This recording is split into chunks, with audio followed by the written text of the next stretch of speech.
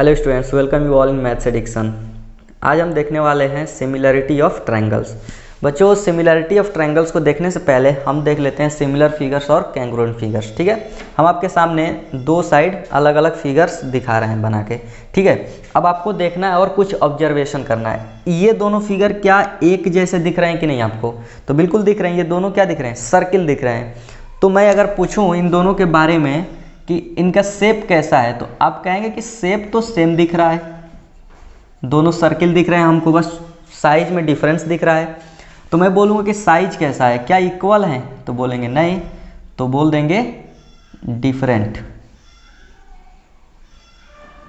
Clear है? Shape कैसा दिख रहा है? सेम दिख रहा है। और साइज कैसा दिख रहा है? डिफरेंट दिख रहा है। नीचे देखिए, एक छोटा सा स्क्वायर बनाया हूँ, एक बड़ा सा स्क्वायर बनाया हूँ। ठीक है, देखने में दोनों स्क्वायर ही हैं, लेकिन साइज क्या है? अलग है। तो बच्चों, सिमिलर फिगर उन फिगर्स को कहते हैं जिनका शेप तो सेम होता है, एक जैसे दिखते हैं, बट साइज डिफरेंट होता है, या सेम भी हो सकता है। जरूरी नहीं है कि डिफरेंट ही हो। अगर ये दोनों सर्किल इक्वल दिखते, तो इक्वल हो जाते, तो क्या ये सेम नहीं हो गए? हो गए। ठीक है, थोड़ा सा कैंग्रुएंसी बात कर लेते हैं। देखो, ये दोनों सर्किल जो दिख रहा है तुम्हारे सामने, ये दोनों कैसे हैं? शेप अगर बात करें तो एक जैसे दिख रहे हैं। तो इनकी शेप क्या है? सेम दिख रही है। और साइज क्या है? साइज भी क्या है? सेम है। जितना इसका रेडियस होगा उतना ही इसका, तभी तो इक्वल दिख रही हैं एक दूसरे से। क्लियर? तो कॉन्ग्रुएंट फिगर उनको कहते हैं बच्चों जिनका शेप और साइज दोनों क्या हो? सेम हो। लेकिन सिमिलर फिगर किसको कहते हैं? जिनका शेप सेम होना चाहिए, साइज डिफरेंट हो सकता है या फिर सेम भी हो सकता है, लेकिन कॉन्ग्रुएंट में हमेशा सेम होना चाहिए। साइज अगर छोटा बड़ा हो गया तो वो कॉन्ग्रुएंट नहीं होगा। इन दोनों स्क्वायर को देखो, दोनों एकदम एक जैसे भी हैं और इक्वल भी हैं। क्लियर है? तो हमको कॉन्ग्रुएंट की बात नहीं करनी है, हमको बात करनी है सिमिलर फिगर्स, वो भी स्पेशली ट्रायंगल्स की बात करनी है। क्लियर है? अब जैसे मैं दो ट्रायंगल बना लेता हूँ, एक ये ट्रायंगल बनाया हूँ यहाँ, और एक और बड़ा सा ट्रायंगल बना लेता हूँ इस तरीके से। अब देखने में तो ये दोनों सेम जैसे दिख रहे होंगे, एक जैसे। ठीक है, बस डिफरेंस क्या है बच्चों? मैंने इनकी इसको जूम कर दिया है। जूम करेंगे तो क्या हो जाती है? साइज बड़ी हो जाती है। तो इनके बारे में क्या लिखेंगे? शेप सेम दिख रहे हैं और साइज क्या है? डिफरेंट है। तो ये सिमिलर फिगर हो गए। देखो, इसका मतलब अगर किसी भी फिगर को सिमिलर बनना है तो शेप ज़्यादा मायने करता है। एक जैसे दिख रहे हैं तो सिमिलर हो गए। साइज इक्वल हो, ये डिफरेंट हो या इक्वल हो, डजेंट मैटर, केवल शेप एक जैसे होने चाहिए। क्लियर हुआ? तो ट्रायंगल को ऐसे देख के कब तक बताओगे कि वो दोनों ट्रायंगल सिमिलर हैं कि नहीं है? जैसे मैं ये दिखा दूं एक, और एक ऐसा ही ट्रायंगल इतने ही साइड का ऐसे बना देता हूं। अब क्या इसको देख के आप डिसाइड कर सकते हो कि इन दोनों का शेप जो है एक जैसा है? अब केवल शेप पे बात होगी। शेप जो है सेम है, ये आप देख के कैसे बता सकते हो? नहीं बता सकते। ठीक है, अगर मैं ये कर दूं, एक सिलेंडर बना देता हूं और एक सर्किल बना देता हूं, तो ये दोनों एक जैसे नहीं दिख रहे हैं, तो हम बोल दें कि they are not similar figure. लेकिन अब इनमें कन्फ्यूजन हो जाएगा कि ये एक जैसे है कि नहीं है। अब देख के अपनी आंखों से नहीं डिसाइड कर सकते। इसका मतलब बच्चों, कुछ फिगर्स को हम देख करके डिसाइड नहीं कर पाएंगे कि वो एक जैसे दिख रहे हैं कि नहीं। तो मैथमेटिक्स में उनके लिए कुछ क्राइटेरिया बनाना पड़ेगा। तो अब पढ़ाई हम ट्रायंगल्स की कर रहे हैं, तो हम देखते हैं कि ट्रायंगल्स के लिए कौन कौन सी क्राइटेरिया हैं, जिसको अगर हम लगा दें और वो फॉलो हो जाती हैं, तो ये प्रूफ कर देगा कि ट्रायंगल्स जो दिए गए हैं वो सिमिलर हैं, यानी उनका जो शेप है वो एक जैसा है। तो ट्रायंगल्स में आप क्या देख के डिसाइड कर सकते हो? एक एंगल देख सकते हो और दूसरी साइड। तो वही देखने वाले हैं, कौन कौन सी क्राइटेरिया डिसाइड करेंगे कि कोई भी दो ट्रायंगल सिमिलर हैं कि नहीं है। जो मैंने आपके सामने दो ट्रायंगल बनाए हैं, ठीक है, एक छोटा है साइज में और एक बड़ा है। अब हमको ये डिसाइड करना है कि ये दोनों ट्रायंगल सिमिलर हैं कि नहीं है। ठीक, लेट्स से अगर हम ये मानते हैं कि ये दोनों ट्रायंगल सिमिलर हैं, तो कोई ना कोई हमको प्रूफ देना पड़ेगा, क्योंकि मैथमेटिक्स पढ़ रहे हैं तो ऐसे हम कह नहीं सकते केवल देख के फिगर को। ठीक है, तो वो कौन कौन से क्राइटेरिया हैं जो ये डिसाइड कर दी जाए अगर वो फॉलो कर देते हैं ये दोनों ट्रायंगल्स, तो हम कह सकते हैं कि ये सिमिलर ट्रायंगल हैं। तो पहली क्राइटेरिया जो है इनको सिमिलर होने के लिए वो बोलते हैं बच्चों एंगल एंगल एंगल क्राइटेरिया। ए का मतलब होता है एंगल एंगल एंगल। इसका मतलब क्या हुआ कि जो ये दोनों ट्रायंगल के करेस्पॉन्डिंग एंगल होंगे वो अगर इक्वल हो जाएं तो हम कह सकते हैं कि ये दोनों ट्रायंगल सिमिलर ट्रायंगल होंगे। ठीक है, कहने का मतलब ये है कि अगर एंगल ए के इक्वल एंगल पी हो जाए, एंगल बी के इक्वल एंगल क्यू हो जाए और एंगल सी के इक्वल एंगल आर हो जाए, तो हम ये कह देंगे कि ये दोनों ट्रायंगल सिमिलर होंगे। किस क्राइटेरिया से? A angle angle angle criteria से। ठीक है, ऐसे लिखेंगे if angle A equal angle P. दूसरा क्या है बच्चों? Angle B equal angle Q, angle C equal angle R. जब ये हो जाएंगे बच्चों तो ये दोनों ट्रायंगल क्या हो जाएंगे? सिमिलर हो जाएंगे। और सिमिलरिटी का सिंबल कैसे होता है? ऐसे लिखेंगे ए बी सी, ए बी सी, यहाँ ट्रायंगल बना देंगे। ठीक है, सिमिलरिटी कैसे लिखते हैं? ऐसे लिखते हैं सिंबल उसका। अब ध्यान से देखना, एंगल ए के इक्वल कौन सा एंगल इसमें दिख रहा है? वो है पी। तो हम यहाँ लिखेंगे एंगल ए के जगह पे पी लिखेंगे। बी के इक्वल कौन दिख रहा था? क्यू, तो यहाँ क्यू लिख देंगे। और सी के इक्वल कौन दिखा उसमें? आर, तो ऐसे लिखेंगे हम लोग A B C similar P Q R. Clear है? इसी चीज को बच्चों एंगल एंगल भी बोला जाता है। एंगल एंगल कहने का मतलब अगर केवल दो एंगल भी इसमें से इक्वल हो जाते हैं, इसके दो एंगल से, तब भी सिमिलर होगा। ये बात कैसे कह सकते हैं? ऐसे कह सकते हैं कि अगर ये दोनों एंगल इक्वल होंगे तो तीसरा ऑटोमेटिक इक्वल हो जाएगा। क्लियर? इसको मैं प्रूफ कर देता हूं। Let angle A equal to angle P, ये A और P बराबर हो गए। Angle B equal to angle Q। Clear? तो अब हमको ये देखना है कि क्या angle C equal to angle R सच में इक्वल हो जाएगा क्या? अगर ये दोनों इक्वल हो जाते हैं तो देख लेते हैं। आपको ही पता है angle A plus angle B plus angle C equal कितना होगा? 180 डिग्री होगा। ठीक है, तो हम एंगल C को निकाल देते हैं। तो एंगल C इक्वल टू क्या हो जाएगा? 180 degree minus angle A plus angle B। Clear है बच्चों?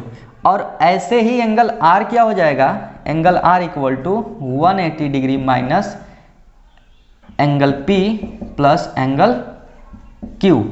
और A plus B equal to P plus Q होगा। कैसे होगा? देखो A और B तो बराबर हैं किसके? P और Q के बराबर हैं। A किसके बराबर है? P के, तो हम A की जगह P भी रख सकते हैं। और B किसके बराबर है? Q के, यानी B की जगह Q रख देंगे। तो ये दोनों चीज़ें तो बराबर हो गई, तो 180 इधर भी है, सब्ट्रैक्ट होगा, यानी कि एंगल C और एंगल R ऑटोमेटिक इक्वल हो जाएंगे।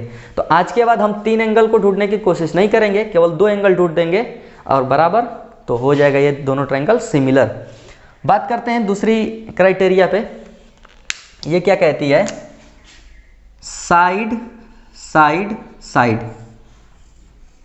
ये कह रहा है बच्चों कि अगर इन दोनों के करस्पॉन्डिंग साइड्स का रेशियो सेम हो जाए ना, तब भी ये दोनों ट्रायंगल सिमिलर होंगे। ठीक है, जैसे अगर मैं इधर ए बी लेता हूं तो इधर पी क्यू ले लेते हैं। तो A B upon P Q equal हो जाए किसके? A B upon P Q किसके इक्वल हो? A C upon P R, A C upon P R और B C upon Q R. अगर ये दोनों के करस्पॉन्डिंग साइड्स के रेशियो इक्वल आ रहे हैं तब भी ये ट्रायंगल सिमिलर होंगे। इसका मतलब जो इन दोनों का रेशियो आएगा वही इन दोनों का भी रेशियो आ रहा है, वही इन दोनों का भी रेशियो आ रहा है। ठीक है, तो इससे क्या समझ रहे हो कि अगर हम इस ट्रायंगल को, छोटा तो है लेकिन जब ऐसे जूम करके बढ़ाएंगे ना तो इतना बड़ा हो जाएगा आराम से और फिट बैठेगा बिल्कुल। ठीक है, तो दूसरी क्राइटेरिया ये थी साइड साइड साइड। यहाँ पे साइड को इक्वल मत करना है, सिमिलरिटी में रेशियो चलता है, ठीक है। एंगल हो गया, साइड हो गया। अब तीसरा क्राइटेरिया है बच्चों साइड एंगल साइड, ठीक है। ये क्या कहता है कि दो साइड प्रोपोर्शनल हो जाए और उनके बीच का एंगल जो है वो इक्वल हो जाए, तब भी दो ट्रायंगल सिमिलर होंगे, ठीक है। कैसे? मान लेते हैं A B upon P Q equal है A C upon P R के,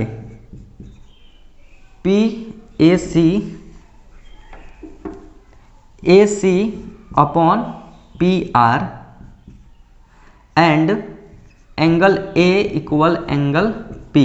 देखो क्या समझे, A B upon P Q equal A C upon P R, और इन दोनों के बीच में जो हम साइड ले रहे हैं उनके बीच का एंगल क्या है, इक्वल है, तो उसको बोलते हैं साइड एंगल साइड क्राइटेरिया से ये दोनों ट्रायंगल सिमिलर। लिख देंगे triangle A B C similar triangle P Q are,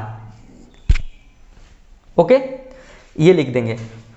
अब ध्यान से मेरी बात सुनो, इन तीनों में कोई भी कंडीशन सेटिस्फाई कर गई ना, तो समझो तीनों सेटिस्फाई कर गई। एक बार और, इन तीनों में कोई भी कंडीशन सेटिस्फाई कर गई तो समझो तीनों सेटिस्फाई कर गई, ठीक है। तो फायदा क्या है, हम किसी एक को इसमें से ढूंढ लें और हम तीनों का फायदा उठा सकते हैं, है कि नहीं। तो कल के डेट में अगर कोई भी ट्रायंगल सिमिलर है तो हम हमेशा क्या लिख सकते हैं, इस पॉइंट को तो लिख सकते हैं। अभी तो बताया हूं कि अगर इन तीनों में कोई भी सेटिस्फाई करता है तो समझो तीनों सेटिस्फाई कर गया, क्लियर है। तो अगर कोई भी ट्रायंगल सिमिलर ट्रायंगल बनते हैं तो उनके करेस्पॉन्डिंग साइड्स का जो रेशियो होगा वो इक्वल होगा या प्रोपोर्शनल होगा।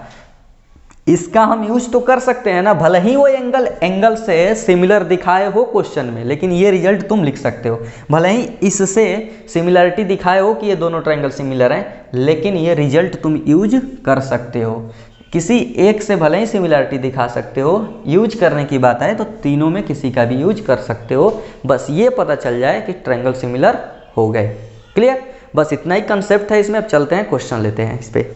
देख लो बच्चों, ये क्वेश्चन क्या कह रहा है, फाइंड सी ए कहाँ पे है, यहाँ है ए क्यू ए, और कुछ कंडीशन दिया हुआ है A C B similar A P Q. तो इसमें क्या होता है बच्चों, एंगल ए के बराबर एंगल ए हो जाएगा। यानी किस एंगल की बात कर रहा है, इस एंगल की बात कर रहा है। इधर वाला एंगल है, इधर वाला एंगल ए के बराबर। ध्यान देना, सी जो है पी के बराबर होगा। सी और पी देखो, सी यहाँ पे है, सी यहाँ पे है, और पी कहाँ पे है, यहाँ पे। ये दोनों एंगल आपस में बराबर होंगे। और बी किसके इक्वल हो गया, क्यू के। बी इक्वल हो गया क्यू के, ठीक है। अब मैं क्या बोला था, अगर ट्रायंगल सिमिलर हो जाएंगे तो जो तीनों कंडीशन अभी लिखे उसमें कोई सा भी यूज कर सकते हो। तो हम वो प्रोपोर्शनल होती है साइड, उसका यूज करते हैं। उसमें कैसे लिखते हैं ये ध्यान देना। अगर मैं चाहता हूं कि इस एंगल के सामने वाली साइड लिखूं, तो इस एंगल के सामने वाली जब साइड लिखोगे ना, तो इसके इक्वल कौन सा एंगल है इसमें वो देखते हैं और उसके सामने वाली साइड लिखते हैं, ये ध्यान देना, ठीक है। तो मैं लिख रहा हूँ इसके एंगल, इस एंगल के सामने वाली साइड ए सी, तो मैं लिख लिया ए सी अपॉन इसके इक्वल ए पी इक्वल, और क्या लिखें, ए के सामने वाली साइड बी सी, तो इस ए के सामने वाली साइड पी क्यू, क्लियर। और क्या देख रहे हो, सी के सामने ए बी, क्लियर। तो इसके इक्वल ये था, पी के सामने ए क्यू।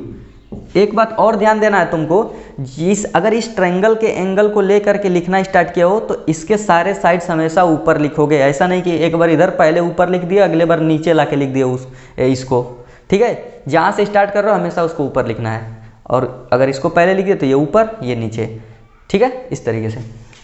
अब वैल्यू पुट करो, ए सी नहीं पता है, रहने दो। ए पी तो पता होगा, A P 2.8 centimetre, B C 8 centimetre, P Q 4 centimetre, और क्या है ए बी 6.5, ए क्यू नहीं पता, क्लियर है। ए सी पूछा है हमसे और ए क्यू पूछा है। अब देखो, एक बार इन दोनों को पकड़ लो और एक बार इन दोनों को पकड़ लो, आंसर आ जाएगा, क्लियर है। AC निकालना है, ये कट के क्या हो जाएगा 2, ये कर दो, AC की वैल्यू क्या हो जाएगी 28 दूनी 56, 5.6 सेंटीमीटर। क्लियर। AQ की वैल्यू क्या निकल के आएगी बच्चा, ये 2 इधर जाएगा, 2 तिहाई 6, 2 दूनी के 4, 2 पचे 10 सेंटीमीटर। क्लियर है। ये सवाल खत्म, सिमिलरिटी पे था। उम्मीद करता हूँ समझ में आया होगा। अगले क्वेश्चन को देखते हैं, थोड़ा सा टफ लेते हैं तो बहुत ईजी था। अब इस क्वेश्चन को देखते हैं बच्चों। कह रहा है a vertical stick 12 metre long casts a shadow 8 metre long on the ground.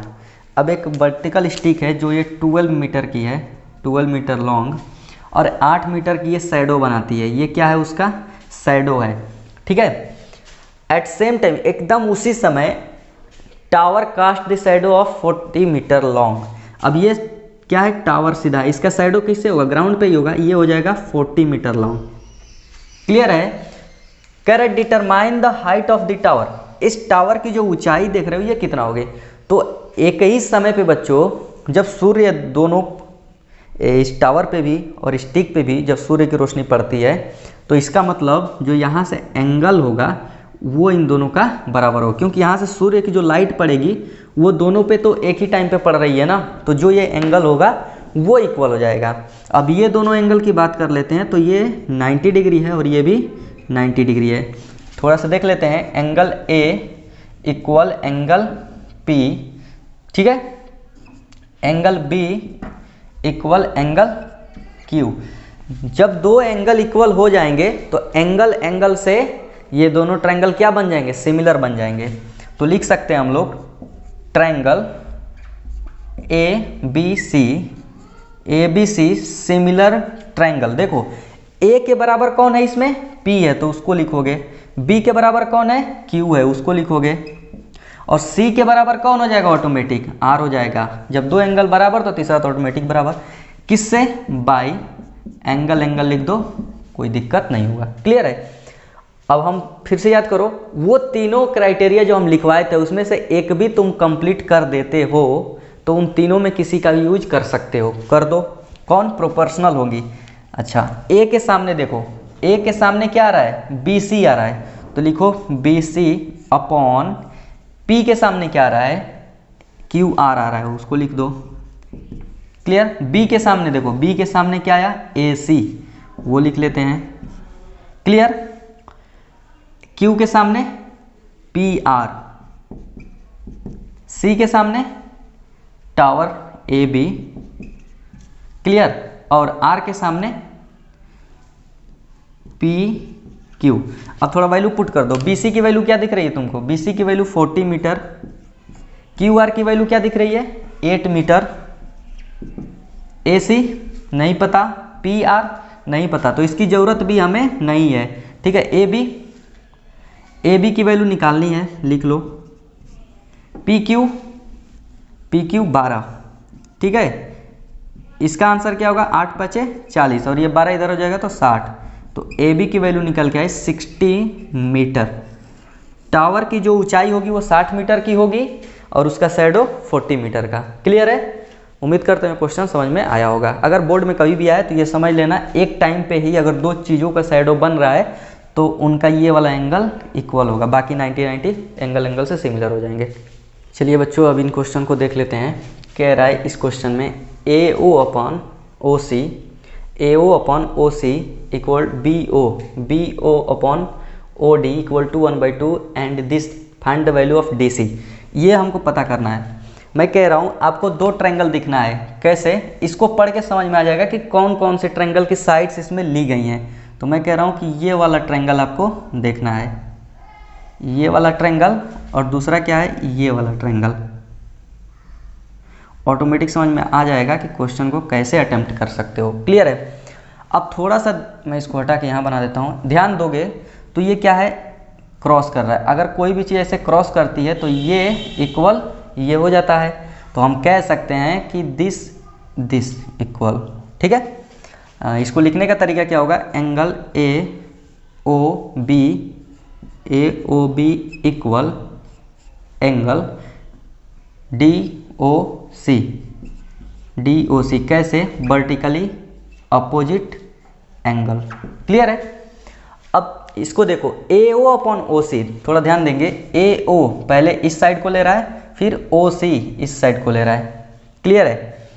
उसके बाद बी ओ अब इसको ले लिया, अपॉन ओ डी इसको ले लिया, क्लियर है, 1/2। अब थोड़ा सा ध्यान दोगे तो ये दोनों साइड और इसके ये दोनों साइड के बीच में ही तो है ये एंगल, है कि नहीं। इसका मतलब यहाँ लिख भी लेते हैं, A O upon O C equal to B O upon O D, clear है। ये क्या प्रूफ करता है बच्चों कि दो साइड्स तो प्रोपोर्शनल है इन दोनों ट्रायंगल की, और उनके बीच वाला एंगल क्या है, इक्वल है। तो ये दोनों ट्रायंगल सिमिलर हुए कि नहीं हुए, किससे, साइड एंगल साइड क्राइटेरिया से। तो लिख सकते हैं ट्रायंगल, क्लियर है। अब एक बात ध्यान देना, ए ओ कहाँ है इसमें, ये है ए ओ, किसके सामने आ रहा है, बी के सामने, तो बी वाला एंगल ले लिए, ठीक है। ओ सी किसके सामने आया, ओ सी इसके सामने आ रहा है, तो इसको हम ले लिए डी वाला एंगल, ये दोनों एंगल इक्वल होंगे। बी ओ कहाँ है, बी ओ ये है, और ये किसके सामने आ रहा है, इसके सामने। ओ डी ये है, किसके सामने आ रहा है, ओ डी इसके सामने आ रहा है, क्लियर है। तो हम लिख सकते हैं triangle A O B similar triangle. अब ध्यान से देखो, ए किसके बराबर है, सी के, तो लिखेंगे सी, ओ का ओ आ जाएगा, और बी किसके बराबर है, यहाँ का बी इस डी के बराबर है, तो डी किससे किए थे, साइड एंगल साइड क्राइटेरिया से। देखो ये एंगल और ये दोनों प्रोपोर्शनल, ठीक है।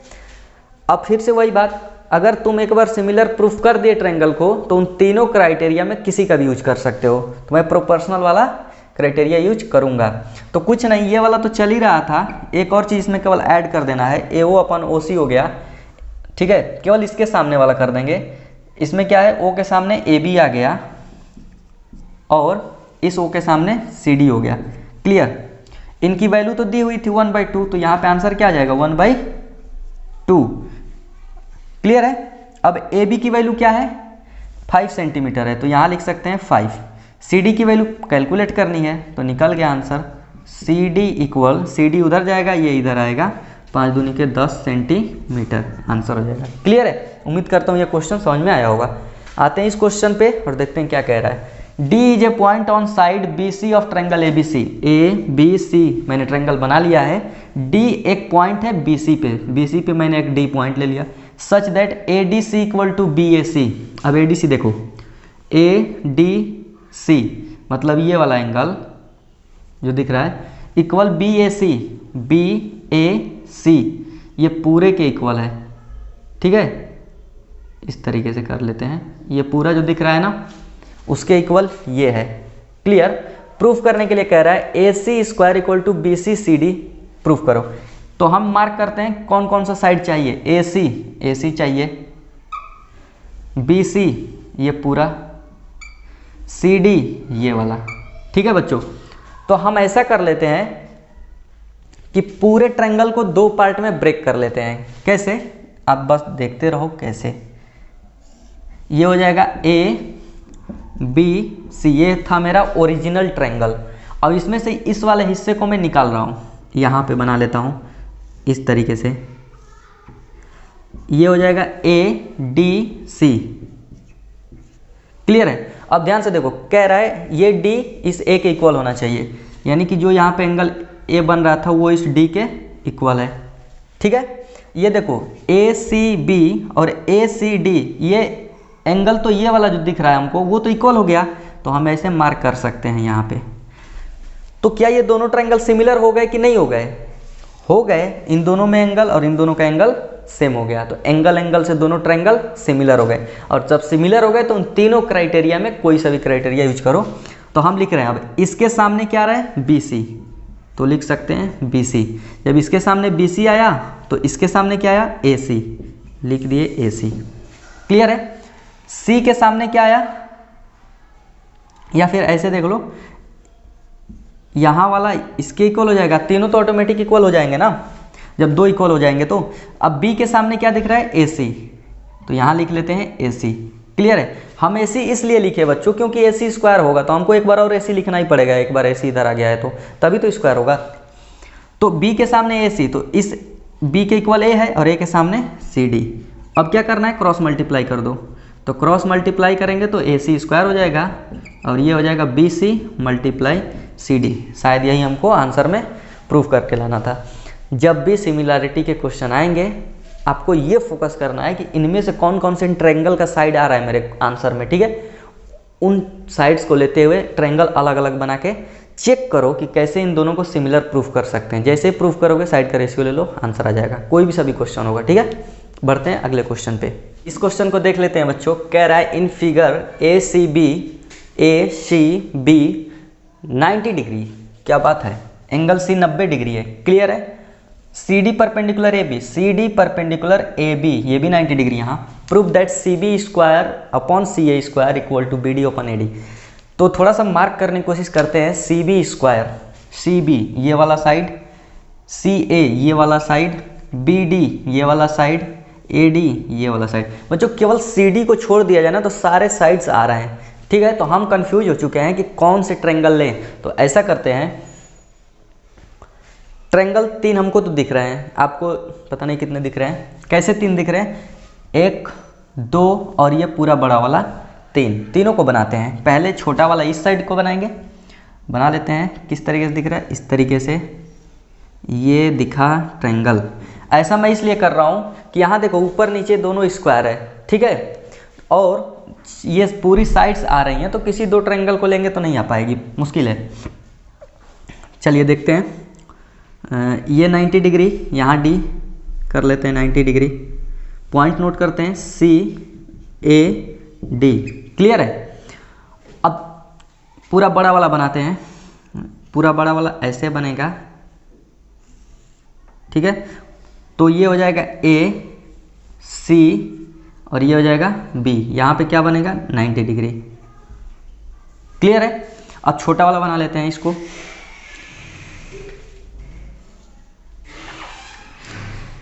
CDB। अब यहाँ भी ये 90 डिग्री दिख रहा है तो 90 डिग्री लिख लेते हैं। अगर बात करें सिमिलैरिटी की तो ये तीनों में एक एंगल इक्वल दिख रहा है हमको, वो है 90 डिग्री। अगर एक और एंगल इक्वल हो जाए तो ये ट्रायंगल तीनों एक दूसरे के सिमिलर हो जाएंगे। देखते हैं कैसे हो सकता है। एंगल A यहाँ पे इक्वल, तो ये इसके इक्वल हो जाएगा। ये दोनों तो ट्रायंगल सिमिलर हो गए, क्लियर है। अब इन दोनों की बात करते हैं। ये दोनों आपस में सिमिलर, इन दोनों की बात करते हैं बच्चों। तो एंगल B और एंगल B इन दोनों में देखो एक जैसे हैं, तो ये दोनों एंगल आपस में इक्वल है कि नहीं। अब ध्यान से देखो, ये दोनों सिमिलर हैं। कैसे सिमिलर हैं देखना, 90 90, ये इक्वल, ये दोनों ट्रायंगल सिमिलर, ये दोनों भी सिमिलर हैं। 90 90, क्रॉस क्रॉस। जब ये दोनों सिमिलर हैं, ये दोनों भी सिमिलर हैं, तो तीनों सिमिलर हो जाने चाहिए, क्लियर है। अब देख लो, इसमें डॉट नहीं है, इसमें डॉट है, इसमें क्रॉस है और इसमें डॉट है, यानी कि इसमें क्या बच रहा है, क्रॉस बच रहा है। तो ये वाला एंगल और यहाँ पे डॉट बच रहा है, ये वाला एंगल सब लिख देंगे हम लोग, ठीक है। अब देखो हो जाएगा। अब ये सोच रहे हो हम क्रॉस और डॉट कैसे लिख दिए, क्लियर है। तो ये समझो कि दो एंगल इसके दो एंगल के साथ इक्वल हो गए, तो ऑटोमेटिक ना ये तीसरा एंगल इसके इक्वल होगा, तो ये तीसरा एंगल इसके इक्वल हो गया। अब इसके दो एंगल इक्वल थे, ये और ये, तो तीसरा एंगल इसके साथ ऑटोमेटिक इक्वल होगा, तो वैसे ही हम लिख दिए। अब तीनों ट्रायंगल सिमिलर हो चुके हैं। हम वो तीनों क्राइटेरिया से अगर एक बार सिमिलरिटी प्रूफ कर दिए तो तीनों में कोई सा भी यूज कर लेंगे। अब साइड वाला हम यूज कर रहे हैं। इन दोनों के बारे में थोड़ा सा चिंतन मनन करिए, ठीक है। लिखते हैं, CD को नहीं लेना है क्योंकि आंसर में CD हमारा कहीं नहीं दिख रहा है। तो ऐसा काम करते हैं कि CD को छोड़ के लेते हैं। तो 90 के सामने क्या आ रहा है, AC, बहुत सही लिख लिए। इस 90 के सामने क्या आया, AB, लिख लेते हैं, क्लियर है। इसके सामने क्या दिख रहा है, AD,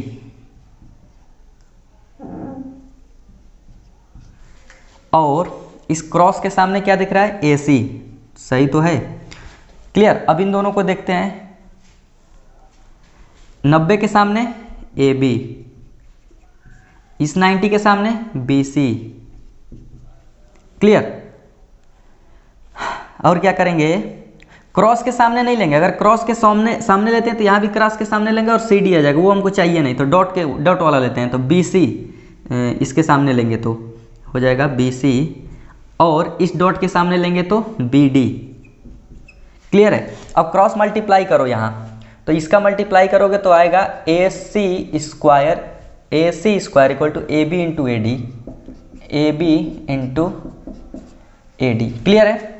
इसको मल्टीप्लाई करो तो ये देखो बी सी मल्टीप्लाई होकर बी सी स्क्वायर बन जाएंगे, तो B C square equal A B multiply B D. ठीक है, हम दोनों को क्या कर दे रहे हैं, डिवाइड कर दे रहे हैं, तो ए बी से ए बी क्या हुआ, कैंसिल हो गया। लिख सकते हैं अब A C square upon B C square equal A D upon B D. ठीक है, अब देखो उसमें बी सी ऊपर लिख रहा है, तो हम क्या करेंगे, दोनों साइड रिवर्स कर देंगे, तो ये हो जाएगा B C square upon A C square equal, इधर भी पलट दो, B D upon A D, और शायद यही प्रूफ करना है। ठीक है, B C square upon C square equal B D upon A D, this is the proof. ठीक है, तो शायद ये वाला भी क्वेश्चन बहुत ही अच्छा था, उम्मीद करता हूँ आपको समझ में आया होगा।